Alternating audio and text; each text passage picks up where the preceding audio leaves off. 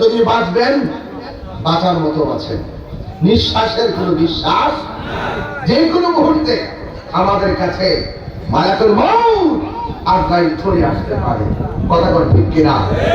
এই জন্য পচা বীজ চিনেন, পচা বীজ মাটিতে লাগালে গাছ ওঠে না। পচা বীজ মাটিতে লাগালে গাছ ওঠে না। ইন্নাকা লা তাজরি মিনাশ শাওকিল ইনাম, আঙ্গুরের গাছ থেকে কাঁঠালের আশা করা যায় না। মাটির উপরে থাইকা 2 নম্বরই কইরা মাটির নিচে যাইয়া 1 নম্বর গালিচা পাওয়া যাবে না। ঠিক কিনা বলেন? এই জন্য যুবক ভাইরা, আমরা যা কিছু করব মাটির উপরে থেকেই করে যেতে হবে। মাটির উপরে থাইকা আল্লাহর বিরুদ্ধে কথা বলিয়া, মাটির উপরে থাইকা নবীর বিরুদ্ধে কথা বলিয়া, মাটির উপরে থাইকা বলি আল্লাহর বিরুদ্ধে কথা বলিয়া, মাটির উপরে থাইকা মা বাবার বিরুদ্ধে কথা বলিয়া, মাটির উপরে থাইকা মানুষের হক মেরে খাইয়া, মাটির উপরে থাইকা দুর্নীতি করিয়া, মাটির উপরে থাইকা খুন খারাপি করিয়া, দেখে রাখেন কারণে করবে মাটির উপরে থাইকা নাফরমানি করিয়া মাটির নিচে যাইয়া জান্নাতের গাড়ি চালানো যাবে না। এই কথাগুলো খুব গুরুত্বপূর্ণ।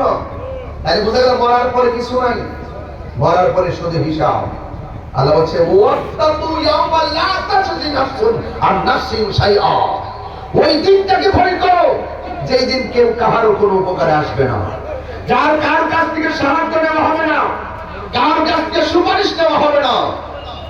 ওই দিনটা কেমন হবে? যেই দিন তোমাদেরকে একত্রিত করা হবে, যেই দিন সম্পর্কে কোনো সন্দেহ নাই। ওয়ামান আসদাকু মিনাল্লাহি হাদিসা, আল্লাহ চাইতে সত্যবাদী কে হতে পারে? যেহেতু মরেই যাব, মরার আগে কিভাবে আল্লাহকে পাবো, কিভাবে নিজেকে আলোকিত করবো, কিভাবে নিজের জীবনকে গঠন করব, কোনটা হক রাস্তা এটা প্রমাণ করার জন্য, এটা শেখার জন্য, এটা ধারণ করার জন্যই আল্লামা আলহাজ মুশাররফ হোসেন হেলালি মাদ্রাসাতুল আলী হুজুর কেশরপুর আহলে বায়ত সুন্নি হাফেজে মাদ্রাসা এতিমখানা ভিত্তিপ্রস্তর করতে যাচ্ছে। আল্লাহু আকবার।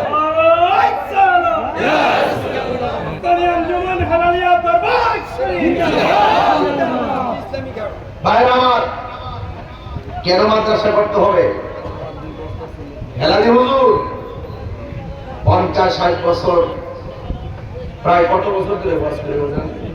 আমি তো ওয়াজ করে দেখতেছি 40-45 বছর তো ডাইরেক্ট মাঠে ওয়াজি করে।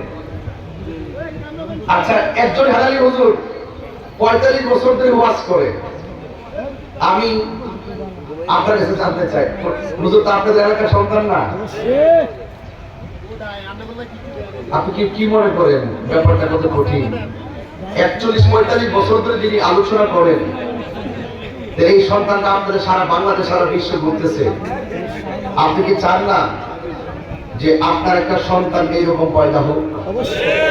চাইলে এজন্য হুজুরের যে আদর্শ, যেই নীতি গ্রহণ করে তিনি সারা বিশ্ব খেদমত করে যাচ্ছেন, ওনার এই আদর্শের প্রতিফলনটা অন্য কোথাও না করে এই এলাকার ভিতরে